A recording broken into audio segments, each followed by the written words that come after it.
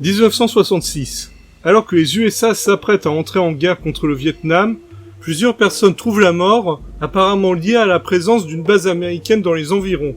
Saya est envoyé sur place afin de résoudre le problème, et il ne faut pas se fier à son apparence de jeune fille.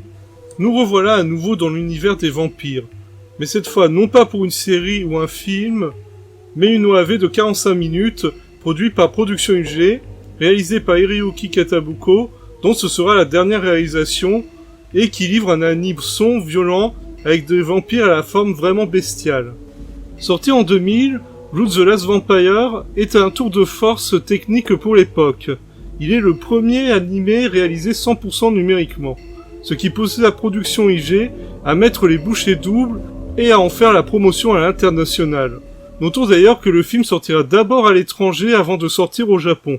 On pourra regretter que le film ne fasse que 45 minutes et ne laisse pas le temps d'explorer les personnages et son univers.